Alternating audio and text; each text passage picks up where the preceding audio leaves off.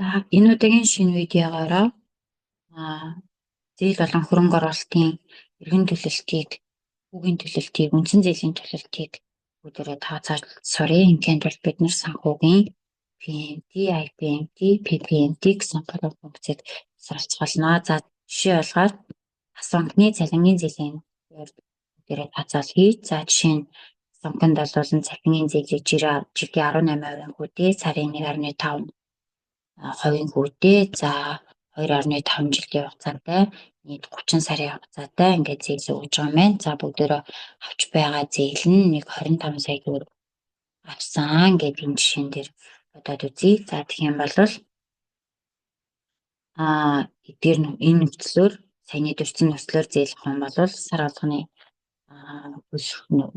хэлбэр нь сая 40 мянган төгрөг.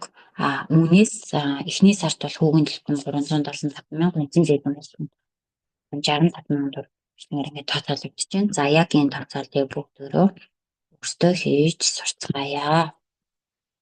За сар бүрийн тогтмол төлөлтийг бол бид нэр санхүүгийн PMT гэдэг функцийг ашиглаж боддог байгаа. Хүүгийн төлбөрийг бол IPMT гэдэг функцийг ашиглаж боддог. Харин үндсэн зээлийн төлбөрийг бол PPMT ашиглаж боддог байгаа.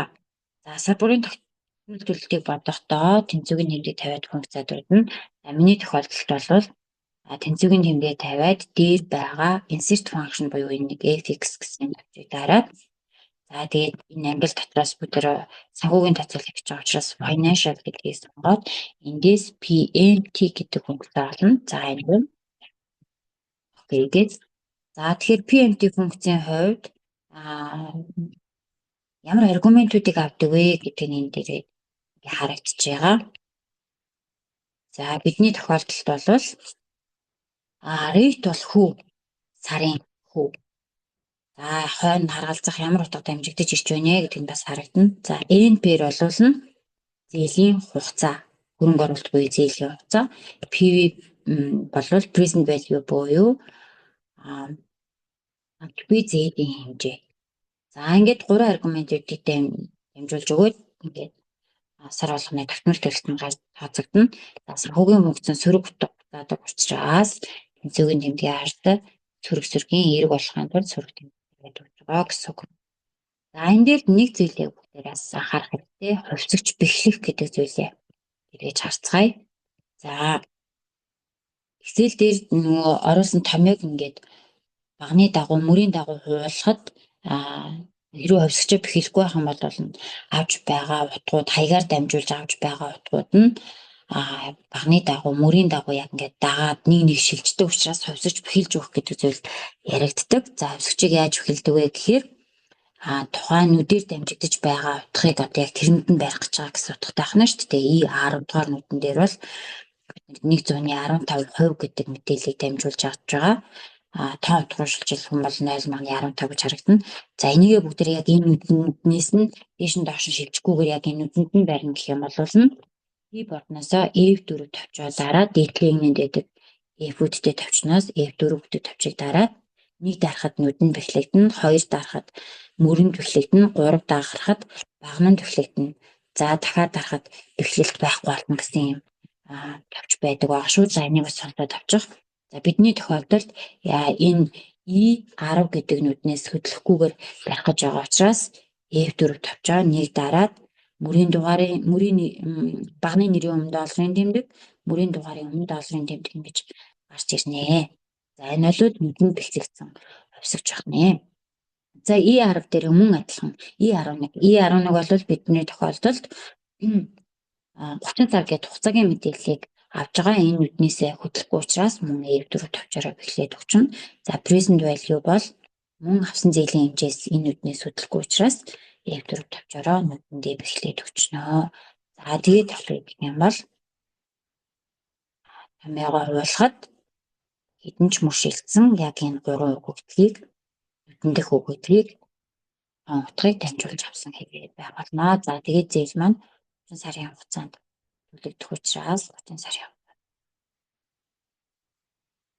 ингээд 30 сарын тус бүр сая 40 мянган төгрөгөөр зээлээ төлнө гэдэг ингээд оруулаад өгчөж байгаа гэсэн үг байна. За одоо бид нэр Бидний жишээнд их сарын 1.5% хүйтэй 30 хүртэл сарын хугацаатай 25 сая төгрөгийн зээлийн хүүгийн төлбөр нь хэд ах юм бэ гэдэг тодорхойллыг IPMT функцаар ашиглаж хийсгээ тэнцвэрийн тэмдэг тавилаа. Insert function командыг өгөөд IPMT гэдэг функц болно.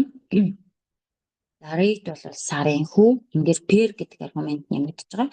Энэ нь хэддэг сарын төлөлт юм бэ гэдгийг бүгдээрээ оруулж өгөх хэрэг гарна. За NPR бол за PV бол авсан зээлийн хэмжээ гэдэг төрөвчийн функц дээр ярьсан байгаа. За rate бол энэ нүднээсээ хөдлөхгүй байдаг учраас эв дөрөв тавчаараа нүдэнд бэхлээд өгчнө. За per бол 1 2 3 гээд 30 хүртэл сарын одоо хэддэг сар вэ гэдэг мэдээллийг авна. Тэгэхээр энэ томьёо явуулагдахад 2 3 4 гэх мэтлэнээр шилжих учраас энэ хувьсгчийг бэхлэх шаардлагагүй үлдээж байгаа гэдгийг тайлбарлая. За дараа нь бид нэр NPR буюу зээлийн нийт хугацаа 30 гэсэн тоогийн E11 гэсэн нүүдээр дамжуулж авч байгаа учраас энэ нүдийг бэхэлж өгнө. За мөн present value буюу D12 гэсэн нүүдээр авсан зээлийн хэмжээсийг буюу 25 сая төгрөг гэсэн хаалтыг дамжуулж авч байгаа учраас энэ нүднээс өдлөхгүй гэдгээр бас бэхэлж өгөх хэрэгтэй. За ингээд санхүүгийн функц сурах заадаг учраас тэнцвэрийн тэмдгийн арталт сурах тэмдэг тавьж эерэг болгоно гэсэн. За ингээд хүртэл сараараауулаад өгөх юм бол нийт банкнд төлж байгаа хүүгийн төлбөр сар болгоноороо гэнэ. За үндсэн зээлийн төлөлтийг одоо бүгдээрээ тооцъё. Үндсэн зээлийн төлөлтийг тооцохдоо бид нар санхүүгийн PPMT гэдэг функцийг ашиглана.